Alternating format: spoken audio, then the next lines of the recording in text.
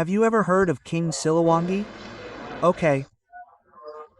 King Siliwangi's reign spanned the early 14th century, and at the end of the 15th century, he extended from Banten to the beginning of Java, the tip of Java.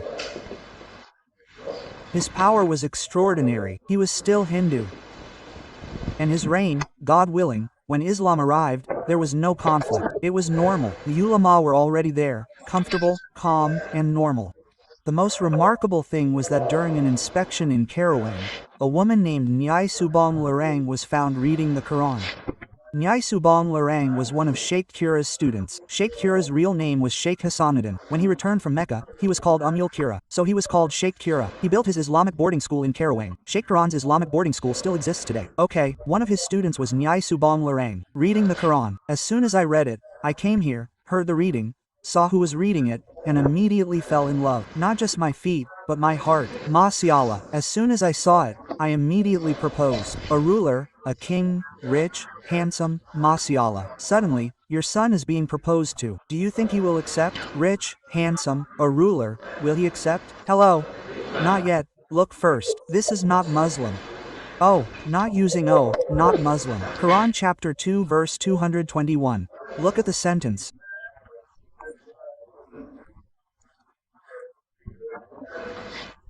Don't marry women who don't believe. A Muslim with an ordinary face is better than marrying a non-Muslim but beautiful. Which do you choose? Choose a pious woman but with an ordinary face or a non-Muslim but with extraordinary beauty? Which do you choose? There is no third option. No need to force it. No need to force it. There's no third option. The Quran doesn't give a third option. It's a test of faith. I'm sure I'll choose the third. If possible, Ustaz is beautiful and faithful. Mashallah. Yes, it always is. So this is the most interesting. The most interesting thing about Muslims is that they are truly strong. As soon as I came, I wanted to propose to you. What did he say? Look, if someone is used to pronouncing the word Allah, their tongue speaks truthfully, then they will be stiff in saying bad things. A tongue that always recites the Shahada will never utter sentences that deviate from their Shahada. It's stiff. A tongue that always speaks truthfully, says good things, will have difficulty finding dirty words. If you are used to saying good things, you will not be able to say dirty things, sir. Finding the vocabulary is difficult. The same with a tongue that always recites the Shahada several times a day, 9 times at the very least. Once in the morning, twice in the afternoon, twice in the afternoon, twice in the evening, and twice in the evening. Asayadu ala ilaha illallah. Asayadu anna Muhammadar Rasulullah. The tongue of someone who recites the Shahada cannot possibly express with their tongue sentences that diminish the value of their Shahada. Suddenly they can say that all religions are the same, heading to the same God. Only the methods are different. La hawla wala quwwata illa billah. How can you say that? The tongue of a believer who recites the Shahada is impossible to come out with difficulty. To pronounce it is difficult, because this tongue always recites the Shahada in goodness. The index finger that points to Allah is Ashadu alla ilaha illallah. The index finger of Tawhid will never be used to commit sin. It is impossible for this index finger to be used on a pen to sign a problematic project, a sinful signature, or a project that is unclear. Impossible, because this index finger always says Ashadu alla ilaha illallah. Ilaha lala, ilaha lala. People who say la ilaha deny another God establish Allah. And Allah is not just a name of God, ilahul mabud, commitment to worship him. Worship is obeying the rules. Allah said, do not steal. Wailul mutfifin. Woe to woe. Woe to those who steal. Worse than using my hand to steal. Even cutting it off is not pleasing to me, says Allah.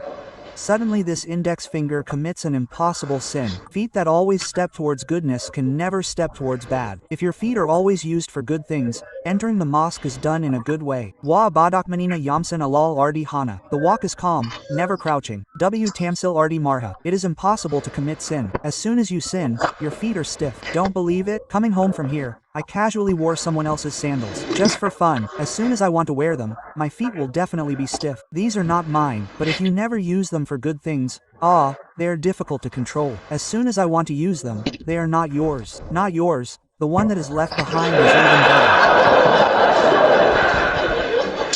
Well, this is the same. So the tongue, because it is often used with goodness reading the Quran becomes easy to say. You have to convert to Islam first, he said Bang Larang. Convert to Islam first, then I will follow. It's easy, nothing. In fact, before him was a businessman, a ruler, a handsome ruler, with power. But those words, once connected to Allah, have no other value. Allah. So what was said from here? As soon as it came out, yes, I converted to Islam. No one expected it. No one expected it. He converted to Islam and married Nyai Subang Larang. 3 main children were born. The first child was named Wilang Sungsang. Yes, perhaps his birth was a little problematic. 1423. The second was born, Lara Santong. Born in 1426. The third, King Sendara. As soon as he was born, he stared. 1427. King Sendara. Okay, the most interesting thing is that everyone converted to Islam, of course. Wilang Sungsang changed his name to Abdullah Aiman. Abdullah Aiman. Masya, pay attention to this. As soon as Islam came in, it brought the guidelines of goodness, so it became good. With Hinduism there was no problem. With Buddhism there was no problem. Suddenly, he converted to Islam and changed to goodness. Suddenly, what happened? This is what I want to show. It changed to Abdullah Aiman. Then this Rara Santong changed into Siarafa Mudaim. Siarafa Hudaim. Go on the pilgrimage. While on the pilgrimage, suddenly after finishing, about to return, a man came who saw Siarafa Mudaim. Then fell in love and asked her brother Abdullah Aiman to propose to her. So they were allowed to marry. Then Siarafa Mudaim married a man. What was his name? His name was Siaraf Abdullah, originally from Egypt, so they took him to Egypt. I'll keep him here for now. Abdullah Aiman then returned to the archipelago to meet his father again. After returning, Prabu Siliwangi had the title Pamana Rasa, named Mena Rasa. He was then assigned to guide the region. Look, he started guiding the area. Now it's very dirty. So dirty it's called Lema Wungkuk. Lema Wungkuk. Lema Wungkuk. Masyala. Here there is a mixture of ethnicities from Arabs, Chinese, and then local people. And there were no problems. When the Muslims came, they made it look good. Oh, they are mixed. In the local language, they are called Karuban. Mixed Karuban. Their main job is collecting shrimp. Yes, collecting shrimp. Small shrimp are then made into shrimp paste using water. Water, shrimp paste becomes shrimp paste. Water, shrimp paste. Water, shrimp paste. People say there, see Chiraban. Chiraban. Chiraban becomes Chiraban. The people of Karuban, the place changed from Chiraban. Well organized, it became prosperous, became good. Success there. Once Islamic values were implemented, the pilgrims returned from there, changing the dirty weak Wungkuk into Chiraban. Mixed ethnicities then had good governance. The original Karuban then spread to the Losam region. If you are from Semarang, turn to Demak, Demak to Kudus, Kudus to Pati, Pati to Rembang to Losam. Losam is the Grand Mosque, not too far, 200 meters from the previous Grand Mosque. There is a beach on the left called Karuban, which is still called Karuban. Yes, because there are ethnic groups there, including the first Chinese who came through there. That's why it's called Karuban. This Lema Ungkuk became Chiraban. This one returned to the archipelago after 20 years with a child. His son was named Siaraf Hidayatullah, so when he returned, he was given territory, the territory in Gunung Jati, so it became known as Sunan Gunung Jati. Friends, it turns out that this is where Islam spread. Spread Islam. Siaraf Abdullah turned out to be the son of a cleric who also preached in the archipelago.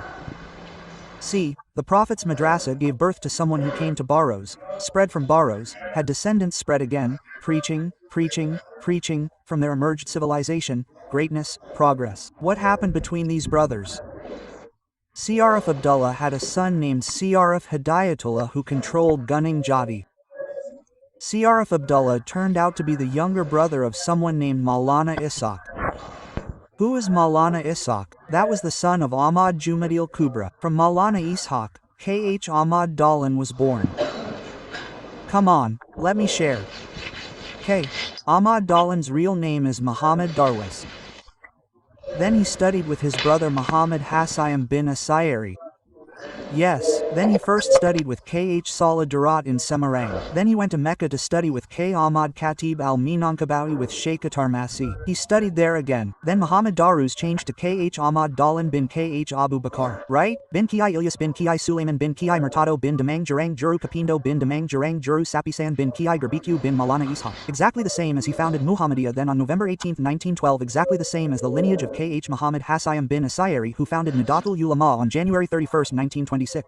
He is K.H. Muhammad Hassayam bin Asayari bin Abdul Wahid. Abdul Wahid's real name is bin Abdul Wahid bin Abdul Halim. Abdul Halim's real name is Prince Banawa, known as Sultan Hadi Wajaya bin Abdullah bin Abdul Fatah, known as E. Joko Tinkir. Then bin Abdul Aziz bin Abdurrahman bin Maulana Ishaq Ya Walid Raden Ainul Yakin. Who is Maulana Ishaq? His son Ahmad Jumalil Kubra. Who is Ahmad Jumalil Kubra? Descendant of Ali Zainal Al-Kabir. Ali Zainal Al-Kabir is the son of Ali Zainal Abidin. Ali Zainal Abidin is a descendant of Al-Hassan. Al-Hassan is the younger brother of Al-Hin. Al-Hin is the son of Ali bin Abi Talib radiallahu ta'ala anhu. Ali bin Abi Talib is the husband of Fatima az-Zahra. Fatima is the daughter of Muhammad sallallahu alayhi wasallam. It still exists today. If you want to know the area of Ahmad Jumadil Kubra, you go to Semarang. From Semarang here there is often this aerobic. This is the direction to Demak. Here there is a flyover. Here is his grave. Here is the Ahmad Jumadil Kubra Mosque. The mosque is green. The dome is gold. There are 3 ATMs here. The MB Naga Mandiri with Dengan. Here, this way to Demak. Here is Sultan Aging Tirtayas. Here, there is a hospital here. Then there is a terminal. Yes, it is still there and the evidence is all there. Everything is clear. Yes. Kokum hasn't been found yet. Kokum, don't worry, it's only Muhammadiyah. Kokum hasn't been found yet. Later in the zeros, Kokum will be there. Yes. Okay, let's continue for a moment. Be patient, okay? Inshallah. Bismillah. So the point is, friends, I want to pass it down. I want to pass it down when it spreads. Mashallah. So the Sultanate of Sultans. But briefly, this was then messed up by the Portuguese. They messed it up completely, started to retreat. Approximately 300 years later, the VOC arrived. The VOC was not actually a country, just a trading company of black businessmen, only backed by, well, this is a single entity that became a government that was also oppressive, backed up by the army and so on. Finally, they controlled the archipelago. Imagine 300 years. I repeat, imagine. Can you imagine? Not yet. I haven't told you that yet, right? Wow. Everything was controlled. Some who advanced were killed. Clerics were destroyed, all kinds of things. So then there were struggles from the beginning. Some moved from one end to the other. From Aceh to the other. Sorry, there are princes in Ponegoro. There is Imam Banjul. There are all kinds of things. Even to the eastern region, on the 1,000 rupiah currency, the old 1,000 rupiah note, there is a picture of who? Patimura. Who is Patimura? His name is Thomas. No, there is no Thomas. Ahmad, his name is Ahmad, not Thomas Ahmad. His name is not Thomas. Watch out. It turns out his name is not Thomas. His name is Ahmad. Ahmad Lee. Ahmad Lee is a Kiai who owns a Pesantren, has many students. He was the one who led his students to fight colonialism at that time. My question is, why did it suddenly become Thomas? It's a long way from Ahmad to Thomas, isn't it? If you mention Thomas, who comes to mind? Oh, let's not go there yet. There are many Thomases. There are trains, there are cars, there are badminton, there are all kinds of things, right? But generally, people will have a different perception. If Ahmad is nothing else, when Ahmad is mentioned, what comes to mind? There is nothing else but Muslims. It is mentioned once in the Quran, chapter 61, verse 6 on the top left. Madismu Ahmad. There is no one else. How come it suddenly became Thomas? You can imagine who made history. And the most amazing thing is this faithful struggle. This struggle for 300 years without progress. What happened here? The point I want to make is until we meet Indonesia, right? Until finally, it takes the form of good things with all the synergy all the way to Kokum until I come here, right? Well, now look here. Bismillah. HP History page 347. The rightmost position at the bottom. Look here. After everything went incredibly powerfully, then gathered several pious people. Specifically 4 people. There was Saeed Abdurrahman, there was Saeed Muhammad, there was Saeed Sahan, there was Saeed Alfari. Gathered in Tanah Abang, the Tanah Abang area around Krukut. The gathering was on Monday Kliwon. The date was July 17, 1905, coinciding with the 13th of Jumadal Ula. In the book, it was written incorrectly as Jumadil Awal. It should have been Jumadal Ula. There was no Jumadi, there was Jumada. Do you know the difference between Jumadi and Jumada? Jumadi is the person. Jumada is the season. Jumada is autumn. Autumn, the dry season, yes, dry. So when everything has fallen, plants shed their leaves and so on, people call it Jumada. Ula is the first stage of autumn. Jumatsanaya is the second stage of autumn. Until the incredibly hot summer comes. Until the peak of Ramadan. If Jumadi is the person, but Arabic, not Javanese. Jumadi is a dry person, yes, fallen. So if his name is Hassan, for example, but when asked to smile, it's hard to dry. Ah, the Arabs call you Ajmadi. Masyallah, that's it. But it's not Arabic, right? Watch out. Go home from here, Jamadi. Masyallah. Tieb. 13 Jumadalula, 1323 Hijra. So the four scholars gathered and formulated, how long will we last? Like this, we lost this guidance because we were divided. So they gathered and took the initiative to return to the main guidance. Hudan earlier. What's wrong with us? After all, Jakarta had previously learned from the Jakarta incident. Previously, Batavia was controlled by the Portuguese. Who defeated them? No, not Syarif Bayatullah, no. His name was Fathullah. The locals called him Fahila, the Portuguese called him Fatihan. Who was Fatullah? He was the son-in-law of Sunan Gunung Jati. Sunan Gunung Jati Syarif Hidayatullah has two sons, one daughter. The first son was named Muhammad. His second daughter married Fathullah, who was from Parsi. From Parsi Samudra Pasai, yes, from Pasai Ocean. He came to be a son-in-law, an extraordinary warlord. Obey Allah subhanahu wa ta'ala. Then when he came to the Gunung Jati area in Batavia which was being controlled, he was asked to fight to liberate Batavia, led by a squad that performs ablution first. Ablution then pray prayers to Allah subhanahu wa ta'ala. His troops departed to fight there.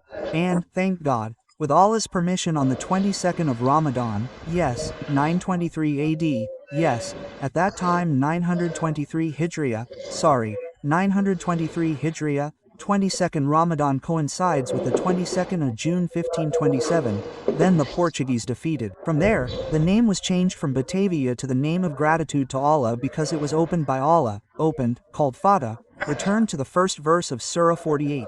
Ina Fatah Naka. Fath. We are the ones who opened it, not you with your greatness. If not by Allah's permission, how could the spear destroy and defeat troops with better weapons? Modern. So it is said Ina Fatana Laka Fatham Mubina. Then the battle was taken and replaced with Fatham Mubina. Fathan Mubina in the local language is called Jayakarta.